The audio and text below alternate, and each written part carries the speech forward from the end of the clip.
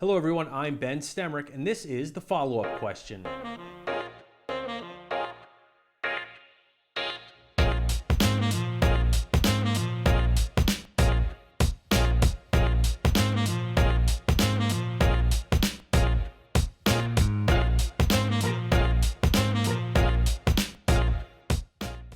This week, Council held a regular meeting and it lasted about an hour long. We heard from the mayor. Council voted on hiring a building inspector trainer, and a date for the special meeting regarding several ordinances relating to the Supreme Court overturning Roe v. Wade was set. Little hint, it is next week. I also had a chance to speak with Dawn Godshall, Executive Director at Community Action Lehigh Valley, about bringing a community youth center to downtown Allentown. But first, Allentown residents looking for car accident reports will now be going through Carfax instead of the city. The police department updated the contract with Carfax to streamline the reports right to the company and to be sold for $15 to customers. That is the same price as previously when dealing with the city, and the money will go to the police department. Here's Councilmember Daryl Hendricks asking Officer Jim Kress how this will impact the department's current staffing shortage. I would assume that this is going to resolve some of the staffing issues that we're doing now in doing these. What I predict it will allow the staff in the traffic office to catch up. Yes, because we do a lot of data entry with non-reportables and with DUI information and stuff. So this will allow them a little more free time. Plus, we don't take credit cards in the city. Carfax does take credit cards. We have people coming with credit cards, so it's a great thing. As of yet. Yes, as of yet. They're working on it. Yes. Back in June, Council approved a one-year emergency contract with King George Fleet Services to help maintain city vehicles and keep them running. During the meeting, Council member Ed Zuckel talked about a call he got saying the company wasn't living up to the city standards. Mayor Matt Turk responded by saying the company is living up to its contract. However, city officials have scheduled meetings with King George Services to talk about bringing mechanics in from other job sites to help. A meeting scheduled with King George for Monday to discuss bringing in mechanics from other operations that they have around the country. But I'd preface that by saying that we are not unique in the city of Allentown in our challenges with finding talent. Whether we try to bring mechanics in from Syracuse or Topeka or Tampa, they have those same challenges. And it is going to remain a struggle. And it's a struggle that is one of the most significant challenges that we face here as an administration in the city of Allentown. But we're committed to ensuring that our operators have functional equipment. That wasn't the only time we heard from Mayor Matt Turk during the meeting. Council voted to amend the ethics code when it comes to nepotism, and if someone that falls under that city's definition of nepotism, which includes family members, is hired, a waiver must be submitted. Councilmember Ed Zuckel wanted to change it so council would be the ones issuing waivers instead of the mayor's office. Mayor Turk asked council to wait until they had a waiver system in place before taking over the task. I'll start by saying I have absolutely no intention of hiring anybody with the name Turk for the city of Allentown. There will not be any waivers granted to my relatives here in Allentown. When I met with the streets department, one of the things that they offered to me was that they have a very difficult time with our existing hiring process of bringing people on board because of tests and clearances and a variety of things. If we find a good candidate who happens to be the child of another department head or some other supervisor, and we add in the need for 2 weeks or a month to get council to approve, we're very likely going to lose more candidates. After the discussion, all 7 members of council voted in favor of keeping the original text that was on the agenda. Now, once City Council has that waiver process all set up, they will then be able to make an amendment that puts the power back in their hands of both sending out and receiving those waivers and making them transparent to the public. Just like mechanics and what seems to be every other department, the city is also lacking building inspectors. Vicki Kistler, the Director of Community and Economic Development, addressed council about a vote to create a building inspector trainee position. This will impact people who go out on fires, on construction, on filthy conditions, on unstable buildings, where right now we are so sorely, there are 3 full-time building inspector positions with only 2 full-time employees. So when one of them is ill or one of them is on vacation, the other one is frying to a crisp. So this will allow us to build a little bit of capacity. And if the union is agreeable to this, we may be coming to you in the budget to say that maybe we need to do more of this. The bill passed with all 7 members of council in favor. Now, Kistler says she plans to be back in front of council soon to talk about rental inspectors. A rental inspection program, we are going to be coming back to you in the future, and I know you've heard that numerous times, but we're coming back to you in the future to hopefully adopt some new codes that will, in fact, hold those inspectors to a more standardized system of operation, and it will also require some level of certification for those individuals serving in that role. On August 10th, Council held a special meeting on American Rescue Plan funding. We heard from a few organizations on infrastructure projects like the Lehigh Valley Iron Pigs and the Da Vinci Science Center. One project we didn't hear about that night was the potential community youth center in downtown Allentown. But if you've been paying attention over the last few months, you may have seen or heard Dawn Godshall from Community Action Lehigh Valley at council meetings advocating for the project. I had a chance to talk with Ms. Godshall about why it's so important to her. I've been watching Allentown City Council meetings for a while now, and you've become quite the familiar face down there. Several times you've gotten up and spoken about the potential of bringing a community center into the city. Why don't you just start by telling me a little bit about where that idea came from and how we've gotten here? Sure. Well, the initial idea came from my predecessor, Alan Jennings. He was retiring. He had been in the position for 40 years, and really we had very few programs that had to do with children, just in the last few years. And he came up with the idea of a youth center. And really everyone tried to talk him out of it because they knew that he was leaving. And so it just seemed a little daunting of a task to have someone come into the role and have to do a capital campaign that could be quite significant. And we're sort of estimating now that it will be about $12 million. But as I began to think about applying for the position of executive director, I really embraced the idea. One, because I grew up in foster homes, had a very challenging life, but it taught me great lessons. And one of the things that was beneficial to me was that I had a youth center that I went to, and I got my homework done, and I played basketball, and I was safe. And so, you know, I was there until my foster parents picked me up. So it was something that meant a lot to me. And so I embraced it and wanted to continue that effort. Despite that experience with a youth center, was it daunting? Was it? I imagine it still had to be quite the thought to be walking into when you were filling out that job application.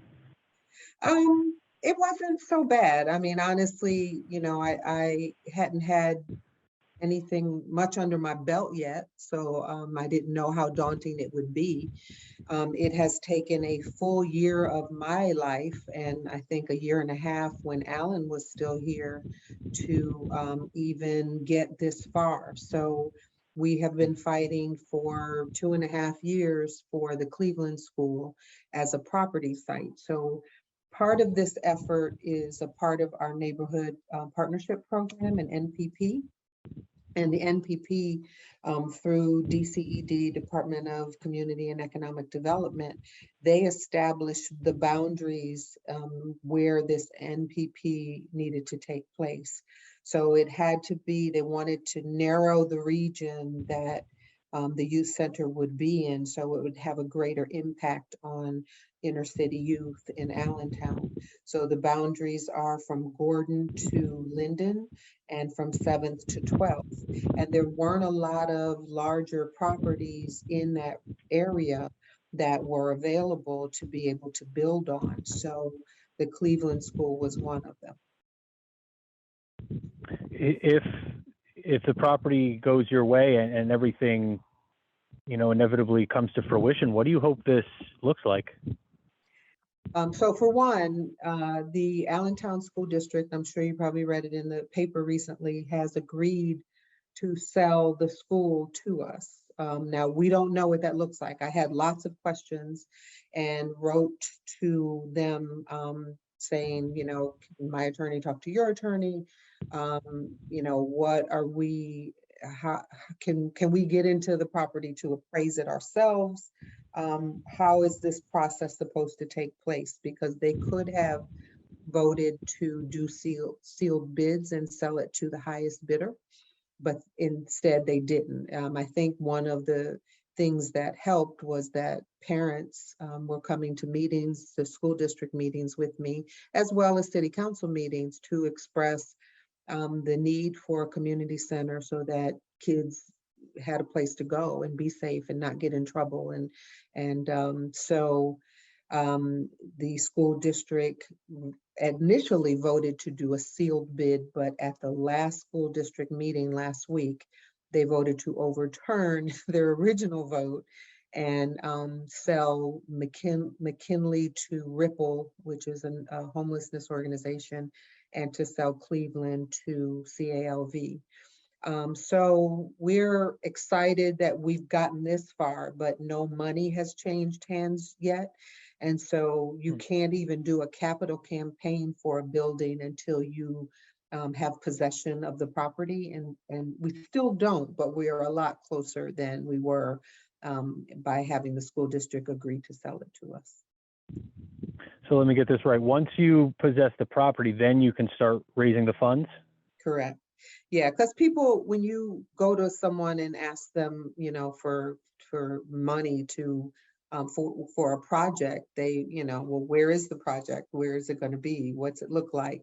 And so until you have, you know, possession of an actual piece of land or the property itself, most people will not give to a capital campaign. But we are, you know, last week was a huge moment for us when they agreed to sell it to us. So we're a lot further than we were 2.5 years ago. You spoke a little bit to your experience growing up and how youth centers played into you and your life. Talk to me a little bit about what you've learned about Allentown and specific to that, and how you think that it could help the youth here. Well, Allentown seems to have and I don't want to disparage Allentown because I think it can be a wonderful place, but it seems to have a lot of children that don't have a lot of productive things to do. And so one of the things we were looking for this effort to be was sort of a workforce development project, which really focuses on people rather than businesses. And so we want to partner with Head Start and early childhood education, and there will be a tutoring center within the youth center. So when a child comes, a youth, I won't call them children because some will be up to 24 years old, but when they come to the center, we want them to have their homework done, and that will be one of the first questions they're asked through the door. And so if they don't have it done, we will have mentors and tutors down the hall that are able to help them get that complete. When you have your homework done, you feel a lot differently about your day the next day when you go to school. You're not trying to avoid eye contact with the teacher who is asking you questions. So the educational portion of this is really important. It was for me. So we want kids to have not only a safe place to be, fun things to do, but in addition to tutoring help, we will have, and you'll see in the flyer that I sent you, there'll be trade workshops to teach kids a trade. We're going to teach them how to make music themselves. So they have an idea for music, they can learn how to produce it themselves. I used to work for ABC Television as a producer, so I would love to teach them how to use cameras and to be in television production as well. You know, we'll have a technology space where they can learn to code, not just, you know, to play games, but they can learn how to make games.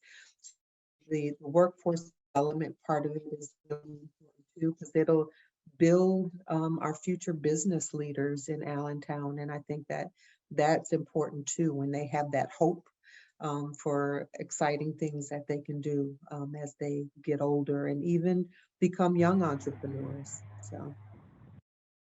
Through listening to you speak over the past few weeks, that's something that's really caught my ears and eyes, is that this is a modern version of at least what I think of when I was a kid growing up, going to like the Salval downtown. My thought was, I'm going to basketball, then there are rooms where you can do a few other activities, but the thought of television production and music production, I mean, that's more than just a study hall. That's got to be getting kids excited too, to be hearing things like that. Are you hearing from kids? Have you had a chance to kind of poke their brains about this thing? Yeah, because we are actually doing this now, but we're doing it in other places. So Community Action has the largest NPP in the state of Pennsylvania. And so we get $650,000 a year to be able to do youth programming. We just didn't have the building yet. So all of these things, or most of these things that I'm referring to, not all of them, but most of them are happening already. But we pay other nonprofits to sort of oversee them, and we help them to rent the space to do it. So we just needed the building, and it just has been taking a bit of time to get it, but it's happening already, just in a different spaces it's happening. What are you hoping to hear from City Council rather than just that they feel that this is a good idea? Well, I recently spoke to a state senator who feels like Allentown City Council needs to be more invested in a project like this for their community. You know, the state is often funding these bigger projects, and right now, City Council has ARPA funding that they can invest. We're hoping $3 million in something of this stature, because this is not for community action. I get zero out of this except the fact that, you know, something wonderful is able to happen, but this is for the city of Allentown. And I'm hoping that they are bought in enough to want to invest heavily in something like this for years to come, for the community, for the youth, for the parents, for everyone involved. This is an Allentown project. This is not just for, it isn't for community action. It's for the youth of Allentown. Have you got any feeling to what they're considering as far as the ARPA funding in the center? I think they're being smart and diligent. So every week they've invited a different entity in to talk about tourism, to talk about, you know, I know they had the Da Vinci Center, and they had the Iron Pigs in 2 weeks ago or last week. I'm not sure. I'm losing track of my time. I go to every meeting. But they're trying to figure out where to distribute all of this funding. It's just, you know, if the city of Allentown itself had its way, it would be doing projects that are helping to build the city, whether it's, you know, the police department, or, you know, EMS, or, you know, they have a variety of projects that they would like to see buildings improved that are falling apart. And I get that. I have no qualms about them making the city better in other ways too. This is just a different way to do it. This is a project that can benefit the youth in the city for years to come. Okay, Ms. Godshall, before I let you go, is there anything else that you feel is important that we touch on or you'd like to say? I think that that, you know, community action is a larger organization, a larger nonprofit that's been around since 1965, and that's part of our mission, is to empower people to have a voice in the decisions that affect their lives. And so we really want the youth of Allentown to have a voice in their futures and to be able to see this as something that is going to just catapult them into a realm that they never would imagine before. And we want them to dream and imagine and be able to take this center to a height that will make them entrepreneurs and the future business leaders of not only our city, but our state and hopefully, you know, around the world, that they'll become these, you know, wonderful whole human beings that are grateful that they had this opportunity, and we want to make that available to them. Before we get going, Allentown has a couple of community events coming up. This weekend is the Doggy Dip Days at Mac Pool, where you can bring your dog to swim, and it is the last weekend the pool is open for the summer. Cedar Beach Pool will be closing on the 5th. The city is also putting on a pop-up block party on Ridge Street on the 27th. For more information on these and more events, you can reach out to the Parks and Recs department. That's going to do it for this episode of the follow-up question. The next meeting is set for the 24th, and it is a special meeting to discuss some proposed ordinances regarding the Supreme Court's decision to overturn Roe v. Wade. I also want to give a big thank you to AJ Suero for putting our new intro together. I'm Ben Stemrick. Thank you for paying attention.